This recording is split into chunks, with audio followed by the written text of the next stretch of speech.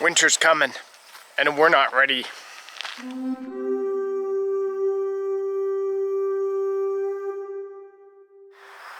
So we have about 21 to 30 days before our first frost comes.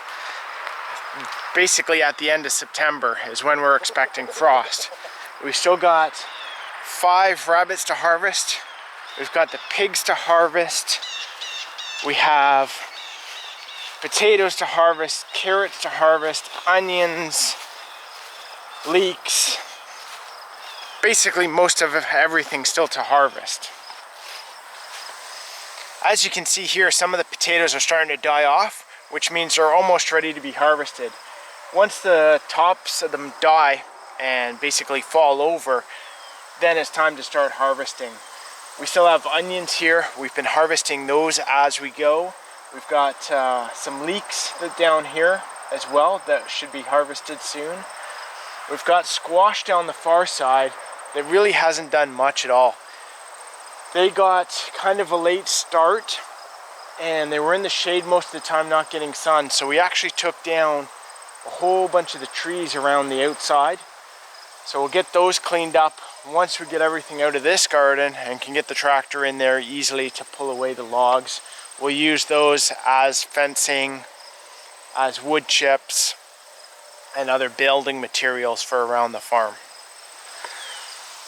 So right here you can see that the potatoes are basically almost dead. The tops of the plants are brown, starting to dry up. They'll be falling over soon, out of the way.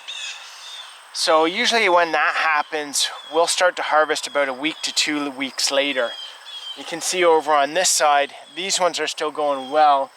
If I remember correctly, they were planted about 2 to 3 weeks after these ones. So they've still got a bit of time to go. And these ones are okay to harvest after the frost as well. There'll be no problem there. So we're not too worried about the potatoes. The green beans here behind me have been going crazy. We've been harvesting them almost every 2 days, 3 days. We've been canning them, freezing them, pickling them. We're running out of things to do with the green beans. We've got quite a long row here. We have the arch here. We have some over in the other garden bed there. And then just some over on the other side as well.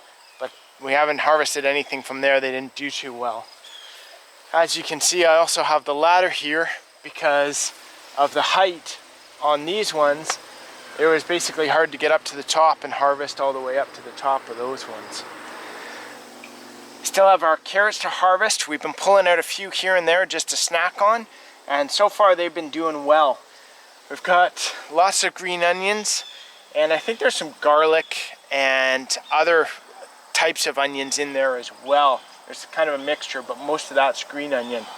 We've got some fennel over there, salad in behind, leeks here, and our beets, they did nothing this year, so we probably won't get a harvest from them at all. The kohlrabi's been very slow. Again, I think it's with the shade that they got, they didn't grow up that fast.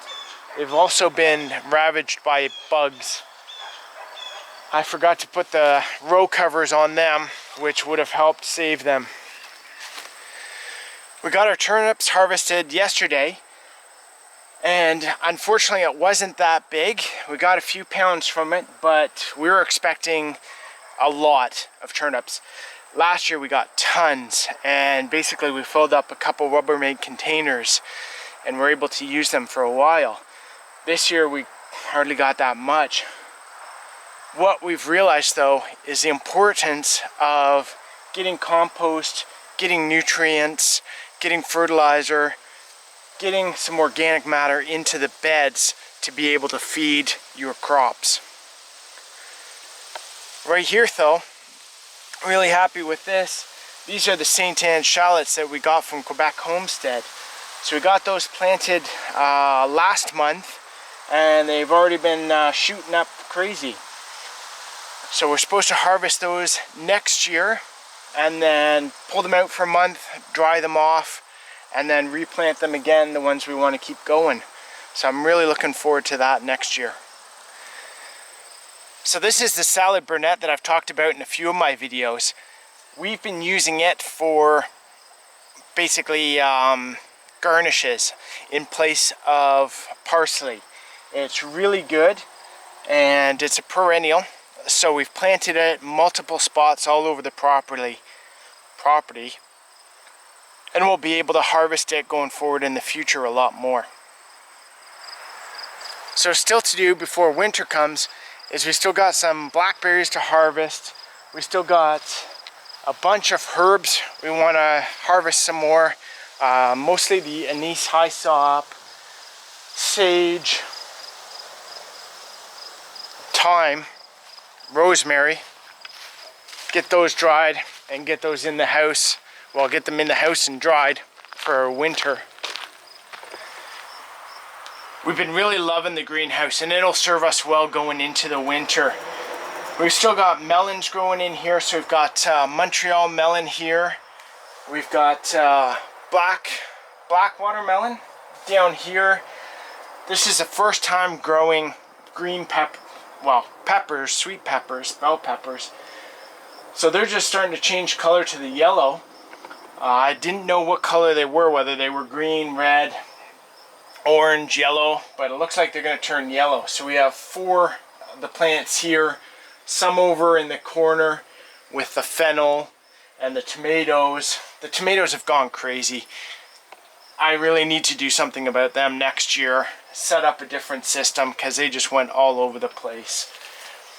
Here we've been harvesting some tomatoes as we go. We didn't have a great support structure here, so we're going to change that up again next year, be able to handle the weight of the tomatoes, make sure everything's secure. Our herbs have been going great in here.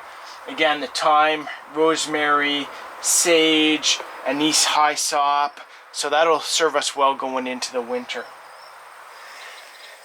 You can see on the floor we've got squash going everywhere.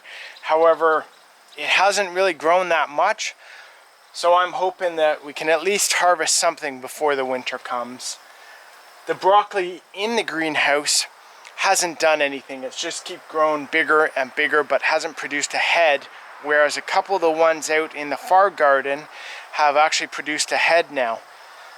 These ones are also getting ravaged by pests, which I thought I could escape with the greenhouse, but that has not happened. Snow peas on the back wall, they did horrible. They didn't really grow that well. Must be the lack of light or the heat as well.